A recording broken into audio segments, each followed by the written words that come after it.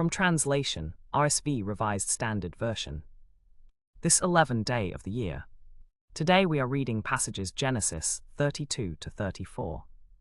Genesis chapter 32, verses 1 to 32. Jacob went on his way, and the angels of God met him. And when Jacob saw them, he said, "This is God's host." And he called the name of that place Mahanaim. Jacob sent messengers before him to Esau his brother in the land of Seir, the country of Edom, instructing them, "Thus you shall say to my lord Esau, Thus says your servant Jacob, I have sojourned with Laban and stayed there till now, and I have oxen, asses, flocks, menservants, and maidservants, and I have sent to tell my lord that I may find favor in your sight." And the messengers returned to Jacob, saying, "We came to your brother Esau, and he is coming to meet you, and 400 men are with him." Then Jacob was greatly afraid and distressed, and he divided the people that were with him, and the flocks and herds and camels, into 2 hosts, thinking, "If Esau comes to the one company and smites it, then the other company which is left will escape." And Jacob said, "O God of my father Abraham and God of my father Isaac, O Lord, who said to me, Return to your country and to your kindred, and I will deal well with you. I am not worthy of the least of all the steadfast love and all the faithfulness which you have shown to your servant, for with only my staff I crossed this Jordan, and now I have become 2 hosts. Deliver me, I pray, from the hand of my brother, from the hand of Esau, for I fear him, lest he come and attack me, the mothers with the children. You yourself said, I will surely do you good, and make your offspring as the sand of the sea, which cannot be numbered for multitude." So he stayed there that night, and took from what he had with him a present for Esau his brother.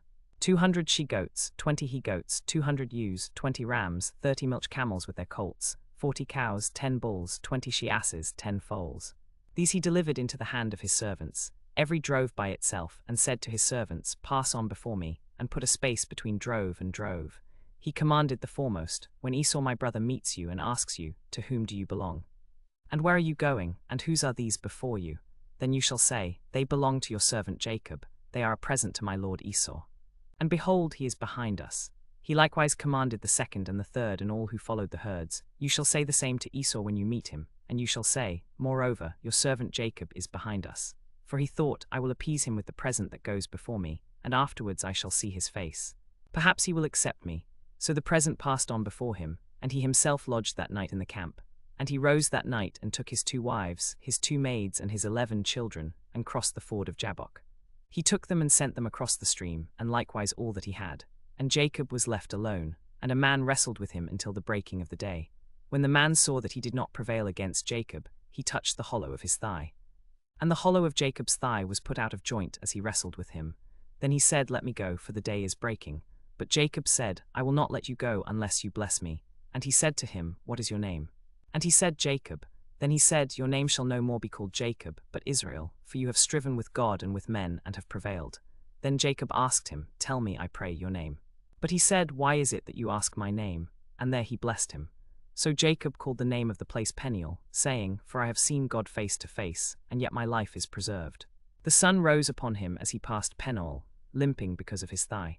Therefore to this day the Israelites do not eat the sinew of the thigh which is upon the hollow of the thigh, because he touched the hollow of Jacob's thigh, in the sinew of the thigh. Genesis chapter 33, verses 1 to 20. And Jacob lifted up his eyes and looked, and behold, Esau was coming, and 400 men with him. So he divided the children among Leah and Rachel and the 2 maids. And he put the maids and their children in front, and Leah and her children next, and Rachel and Joseph last. He himself passed on before them and bowed himself to the ground 7 times, until he came near to his brother. But Esau ran to meet him, and embraced him, and fell on his neck and kissed him, and they wept. And Esau lifted up his eyes and saw the women and the children, and said, "Who are these with you?" Jacob said, "The children with whom God has graciously given your servant." Then the maids came near, they and their children, and bowed down. Leah likewise and her children came near, and bowed down. And last Joseph and Rachel came near, and bowed down. And Esau said, "What do you mean by all this company which I have met?" Jacob answered, "To find favor in the sight of my lord." But Esau said, "I have enough, my brother. Keep what you have for yourself." Jacob said, "No, I pray you. If now I have found favor in your sight, then accept my present from my hand. For I have seen your face, which is like seeing the face of God, and you have received me favorably. Accept, I pray you, my gift which has been brought to you, because God has dealt graciously with me, and because I have enough." Thus he urged him, and he took it.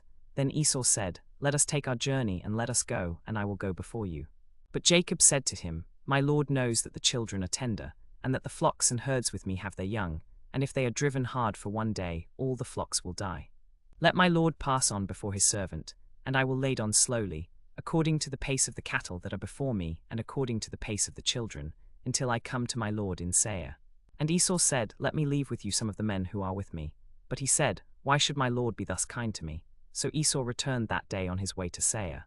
And Jacob journeyed to Sukkot, and built himself a house, and made booths for his cattle.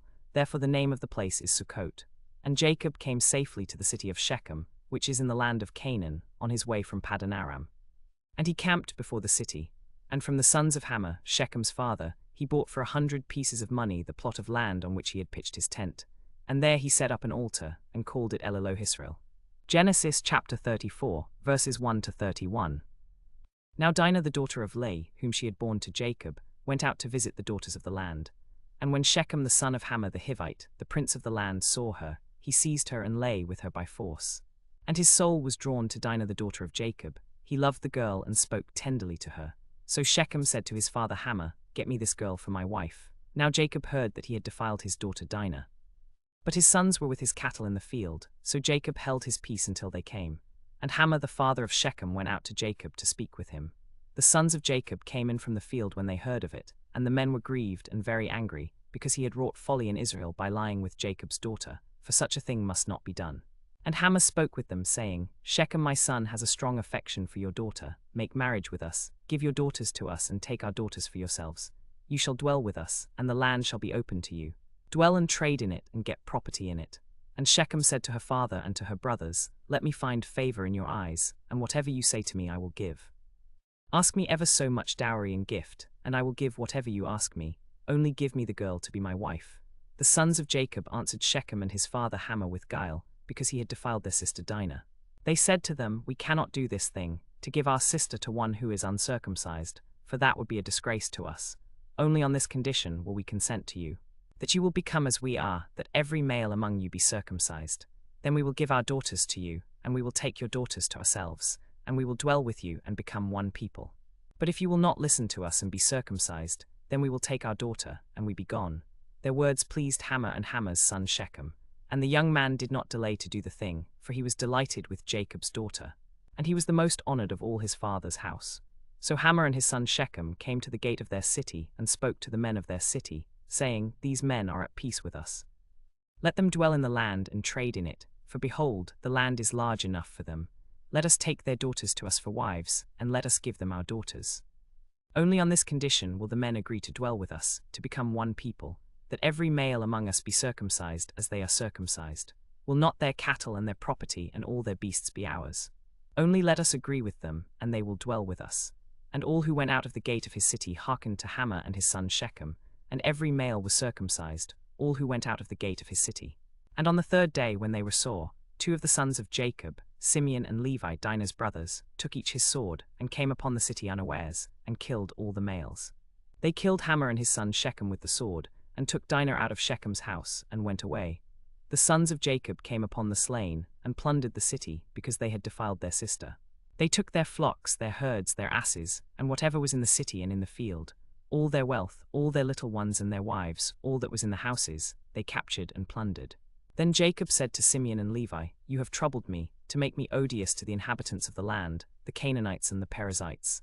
And I being few in number, they will gather themselves together against me and attack me, and I shall be destroyed, I and my household.